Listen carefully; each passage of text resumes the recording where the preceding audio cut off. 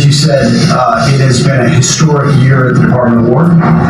Recruiting and retention over this year are at the most historic levels our country has ever seen. I had a chance to be on a aircraft carrier destroyer over Thanksgiving. The spirit in our ranks since the election under President Trump is unprecedented. I've never seen anything like it as a soldier myself in uniform, and I know a lot of you feel the same way.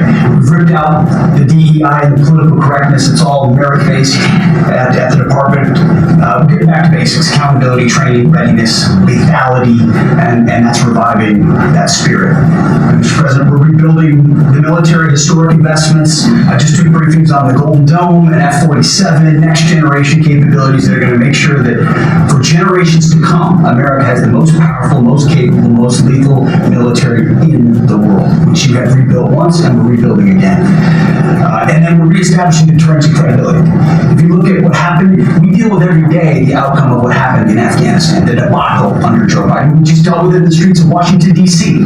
with those two National Guardsmen. And then what happened on October 7th with Hamas, what happened in Ukraine, a war that never would have started under President Trump, we're having to rebuild that. So whether it's freedom of navigation and taking the fight to the Houthis, whether it's Midnight Hammer, those beautiful B-2s going 37 hours back and forth undetected, delivering with precision, and Iran not getting nuclear capabilities, Europe and NATO stepping up to 5%, locking down our southwest borders. It's been an honor to work with Christy and Tom and everyone else down there to lock it to zero, operational control of our border. And then it's getting after going after narco terrorists and designated terrorist organizations in our own hemisphere. As I've said, say again, we've only just begun striking narco boats and putting narco terrorists at the bottom of the ocean because they've been poisoning the American people.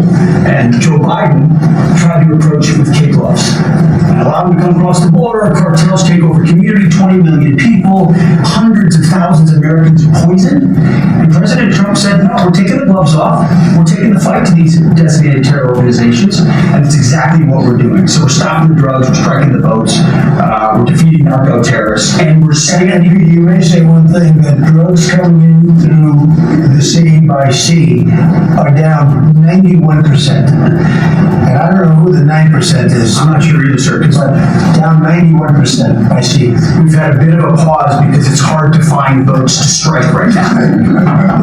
Which is the entire point, right? Deterrence has to matter, not arrest and hand over and then do it again, the rinse and repeat approach of previous administrations. This is meant to get after that approach. And I would just end by saying, as President Trump always has our back, we always have the back of our commanders who are making decisions in difficult situations, and we do in this case and all these strikes. They're making judgment calls and ensuring that they defend the American people. They've done the right things. We'll keep doing that, and we have their backs, Mr. President. Good job. Thank you very much. Pete Hegseth, Secretary of War, addressed the cabinet and never mentioned if he ordered the code red on that vessel. Pete like, hey, if you don't ask me about it,